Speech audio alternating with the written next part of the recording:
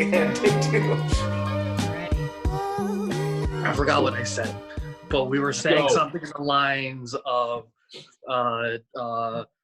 doing nothing, only have 7 viewers, working out and warming up because we need to warm up to get going.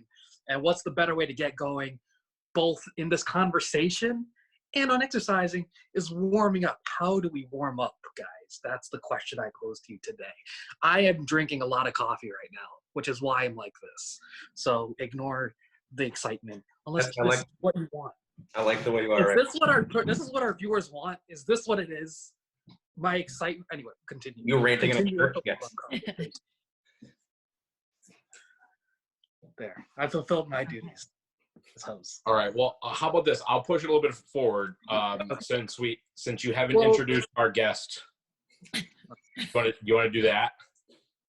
You can do that. That's fine. I can introduce myself too. Go for it. Hi, Team GPT podcast listeners. All 5 of you. My name is Sophia. I'm on Team GPT, and I'm also a physical therapist at Pro Elite Physical Therapy in Milford. I have a side study in orthopedics, but I also like women's health-based topics. And so I love applying powerlifting and physical therapy related stuff together, and hope I can share some of my insights on warming up for powerlifting and any other form of strength sports to help GPT members and others. And more. And more. Anyone that's listening. The 5 listeners. Yeah, I'm ready. But in general, I was going to say, we want to talk about how, as fitness experts, like in different sort of specialties, like, so what's like a good general warm-ups people should be doing?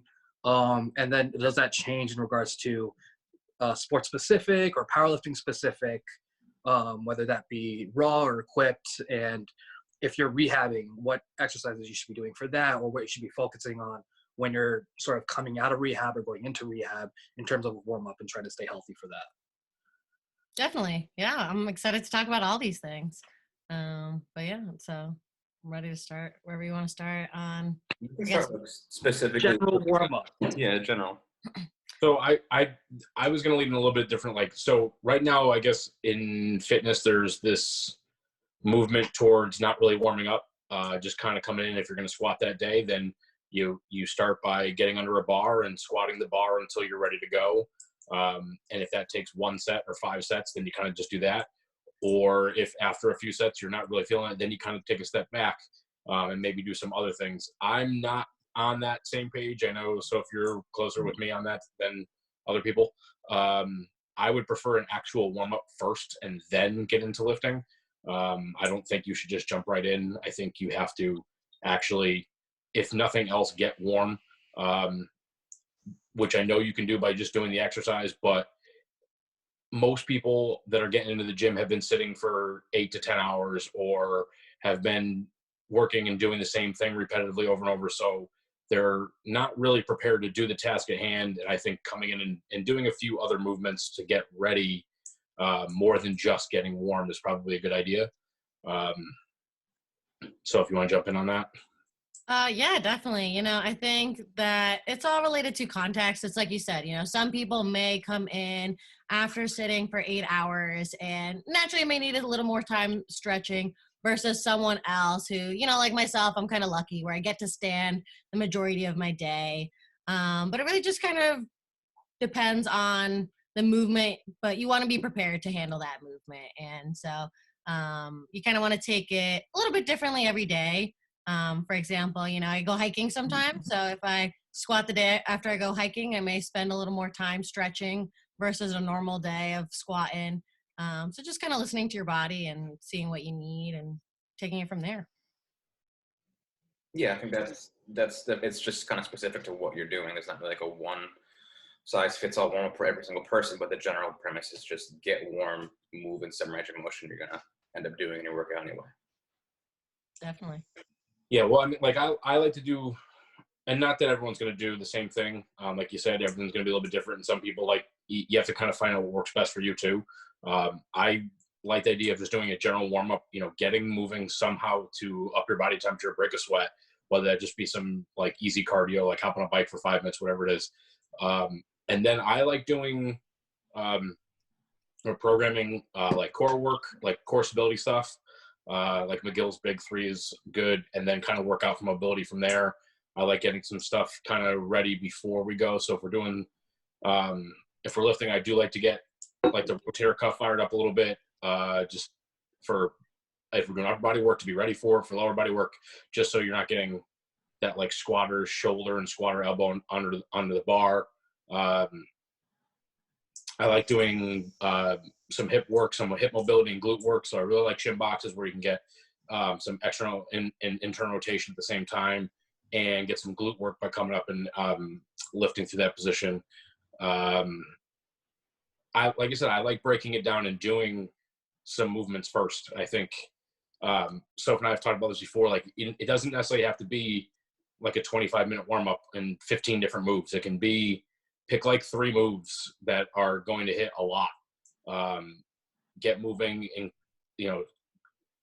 increase your range of motion as you're doing them, start to prepare you for it, and then still get under the bar and, gradually warm up at the bar too, more specifically. But I don't like getting under the bar without doing anything else.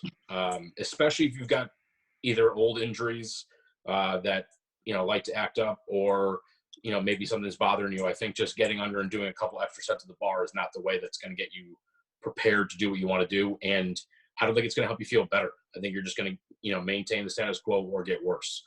So, as maybe when you're healthy and you've got nothing going on, and maybe you had an easier day, you don't have to do all these things, or maybe your warm up takes 6 minutes instead of 10 minutes. But I think you got to do something.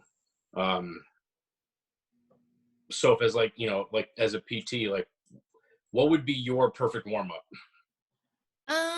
Definitely depends on the person, but like you said, I don't really do too many movements. I'll choose kind of like 3 to 5 of big bang for your buck movements. So things that get multiple things kind of going at the same time. Like I love things like Spider-Man's. Those are great. Like opens my hips, but also opens kind of back, shoulders at the same time. Or something that kind of gives you a stretch with kind of some form of muscle activation, squeezing, like a hip rock back with maybe a fire hydrant added in at the top to get some kind of butt squeezing before, maybe like a sumo deadlift day. Depends on what you're doing. But I think you can also warm up in the middle of your workout. So I think some people like front load all their warm ups and they're like, hey, okay, I'm going to do this all at the beginning. But sometimes I can squish something in right before I bench. Like you can do kind of that full arch bridge with your arms over your shoulders to kind of get your low back opened up before benching, especially if you have a big arch, or maybe like some YTW kind of thing on the bench to get your scap moving the way you want it to before benching. But I think that's a big thing about warm-ups too, is that they don't always have to be done at the beginning. But yeah, at the beginning, just kind of get moving, get some things firing, and then get under the bar. Yeah, I think a lot of us do the same. It's just different kind of creativity of what you want to do, but we're all targeting the same. Like you said, if we're doing upper body stuff, we want to get some kind of rotator cuff mobility going, just some range of motion. But like, you're right, it doesn't have to be exactly like, it doesn't have to be, I think the argument with this is always like time, where like people think like, oh, you're wasting time on all these movements, but all these movements probably have a place in your workout, but you're arguing over the semantic of when it is. So if we do a band pull apart between our warm-up sets, or like our second exercise or something, I think the argument always comes down to like when we're doing it, how long it takes. But I don't think people disagree on like the things we're doing. Like we just have different ideas on maybe when to place them, but in general, I think towards the beginning is the general idea, just so you're warm. But well, I think you'll see some, I don't know, you'll see some more dissension on how we're doing things just on certain things. So I know Soph and I don't always agree on this one, but I think Bri, you agree with me a little bit more on foam rolling, self-myofascial release, whatever you want to call it. Like I generally tell people, especially when they're new to training with us, that they should do a full body rolling session. I basically just took that one from Eric Cressy, where you start in the ground and you roll from your feet all the way up to your rotator cuff and like down into your lats and triceps. But my kind of thing is I'll tell people like hit it for 10, 15 seconds. If you feel like nothing from it, move on. Maybe the next time you don't need to roll that spot. Or if you find a spot that you're like, ooh, that does feel a lot worse than normal, roll it out. I don't think I would say there's a backlash against a lot of that right now, saying that it's a complete waste of time. And I don't agree with almost anything that's a complete waste of time. I think it's just going to, like we've said a few times already, it's up to the person. I know some of our members love to do it, and if they don't do it, they don't feel as good under the bar. And some of them would never even think twice of touching a foam roller. But I think try it. So like I said, that's one I know a lot of people don't agree with. But I don't think it's doing any damage. And if you're talking a full body thing, you should be able to roll out your full body in 3 to 5 minutes. And if you're doing it well and you're moving quickly, you're probably going to break a sweat just from doing that, because you're on your hands, moving your whole body on the roller. You're starting to get up on your feet and roll, roll the bottoms of your feet. So you're moving around a lot already. So to me, I think that's a pretty good warm up right there. Like I said, you're getting warm, you're finding out what maybe is a little off or angry that day. Like I said, if nothing feels bad, okay, cool, roll, but go right into the next thing. But if you're like, man, that feels a lot worse than normal, maybe give it a little bit more time, and maybe then pick your warm up movements for that. So if your hamstrings for whatever reason aren't playing nice when you're foam rolling, maybe you do something to open up your hamstrings a little bit and move through a little bit range of motion before you start to squat instead of just squatting. That's a big one for me that I know a lot of people right now are not for. But again, I always see the argument of the whole idea of nocebo or not telling someone they need something. And I get it. I just don't know. I think it's all context. Like the way you just phrase it is like, if you're a beginner, try it out. All these things are just like, we're speaking in like absolutes when we're in an industry that doesn't need to resolve around absolutes. Like, try it. It seems to help a lot of people. This tool helps people see if you like it. If you hate it, if you feel it's a complete waste of your time, that's your decision. To someone like me, I find value in it, but that's just my opinion. I don't think it needs to be such hard like statements as like, no, this is a complete waste of time. Is it? Is it a complete waste of time, or is it just you don't like doing it or don't respond well to it? Right. I think you used a good word to describe it, saying tool. I think of it as a tool for the toolbox. So in PT, we like to say that we have like our physical therapy toolbox, and foam rolling is just another tool to stick in there. I don't necessarily foam roll a lot. The research isn't necessarily there for long-term changes, but that being said, there's a time and a place for it. And if it makes you feel good, and sometimes we just need to do something because it feels good. Sometimes we're just kind of beat up because we beat our bodies up, and sometimes something's more than just doing something because of X, Y, Z, but it's just doing something because, you want to do it for yourself to feel better before you get under the bar. And that being said, I don't necessarily spend like a half hour doing it, should be done in like 5 minutes, and then spend some time on other things that will give you a little more bang for your buck. But yeah. See, I brought that one up because I knew Soph wouldn't be on the same page as me on that one. I know that you're not on the opposite end either. So you're more than, we're both kind of in the middle. Just I'm maybe a little bit more to one side than you are. But there's some people that like, their clients have to foam roll on every session, and there's other people that will tell you that foam rolling is a waste of your time and your money, which, again, I think that's ridiculous. Like if you want to do it, if it makes you feel good in the moment, to tell me it's wrong, I think is insane.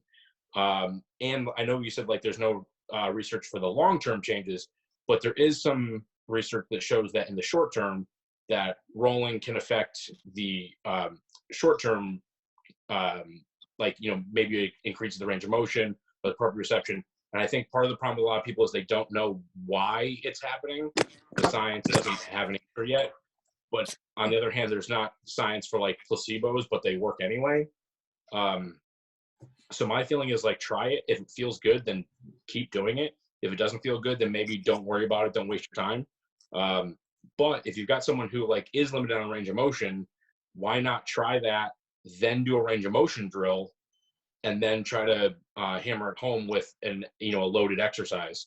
So maybe something like I said, like with the hips, like if we're trying to work on intraflexion rotation, to get through there and roll out your hips and roll out your glutes, and then to go through some shin boxes. So now maybe you get a little bit more range of motion because you just rolled out a little bit, and then go into, your deep squats or your lateral movements to open up more external rotation too. I think, like I said, there, you can at least try it.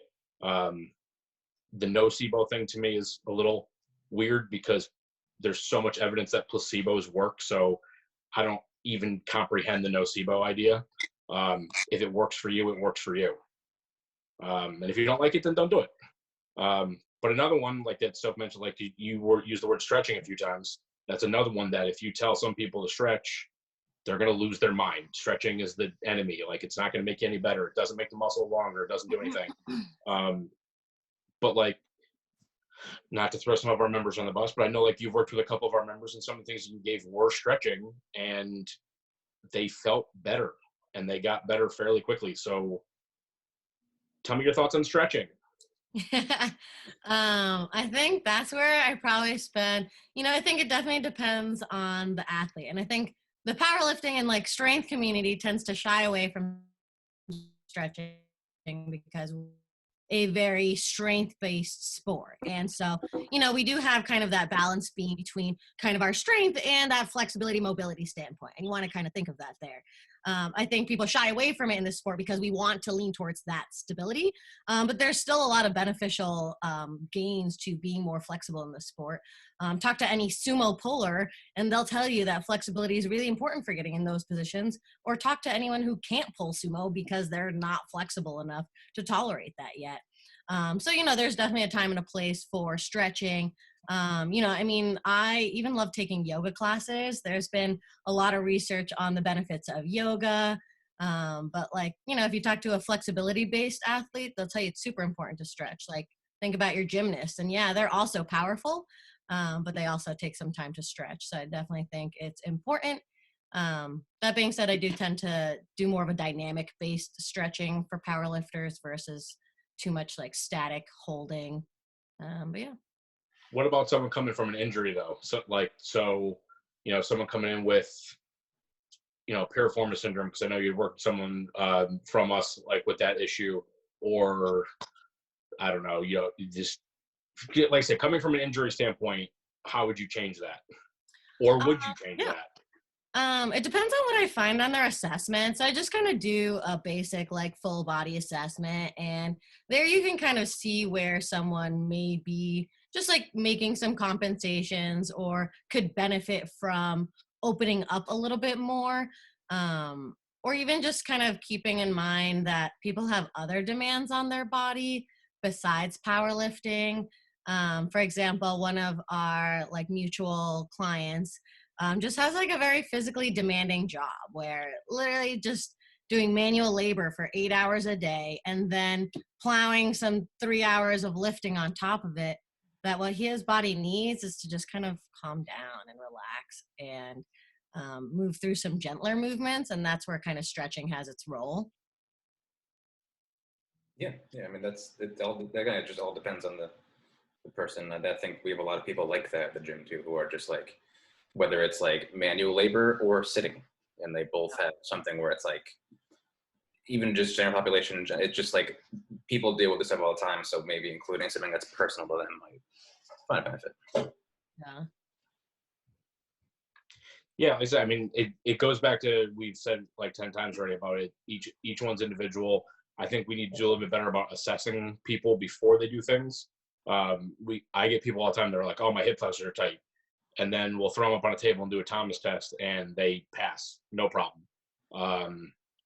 Steph is a good one for that. Steph, if you watch her, she will constantly punch her hip because she thinks her hip flexors are tight. And her and I went through a long assessment and showed her stuff, and we did the Thomas test, and she was fine.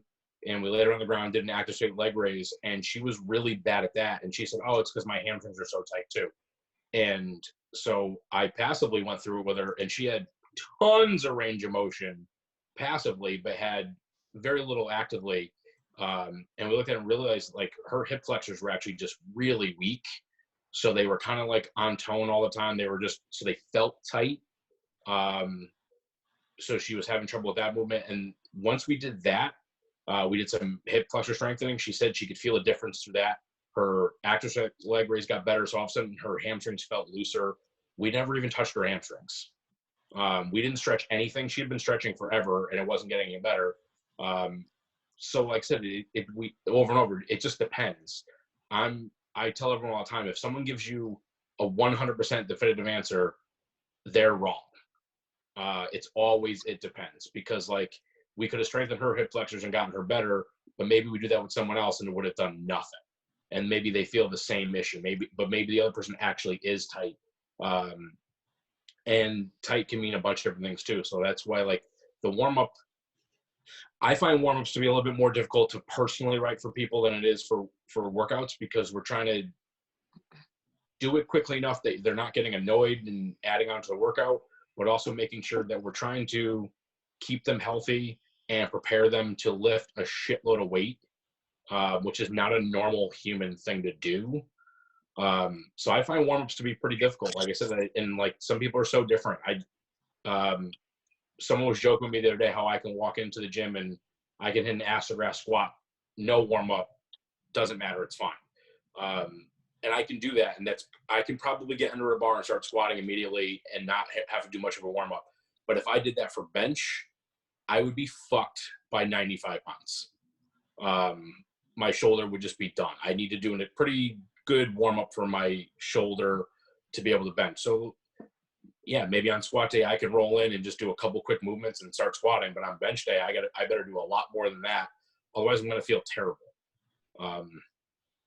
So I think we've said this, you got to try it and see. Like if you do a 20-minute warm-up and you just feel like you wasted time and you didn't feel any different in the workout itself, make it shorter. If you do a 5-minute warm-up and you don't feel like you're ready, then make it longer. The other one I like from Mike DeShear, I talked about this one a few times and people hate me for this one, but Mike always talks about load and lift. So when you're warming up to like 60-ish%,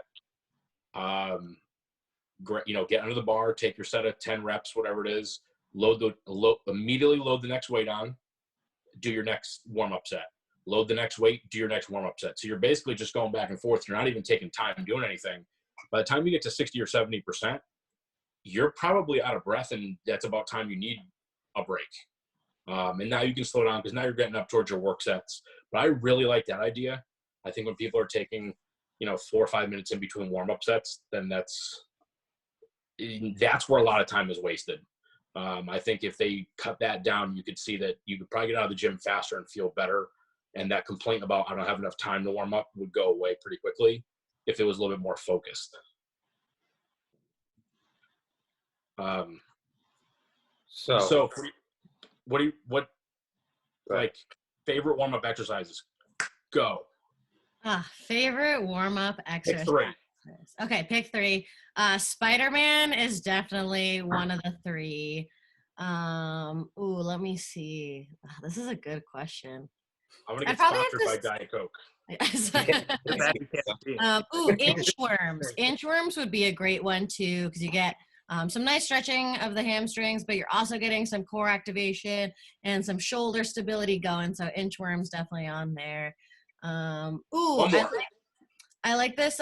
It's a walk, like those old school walking exercises, like in a lap.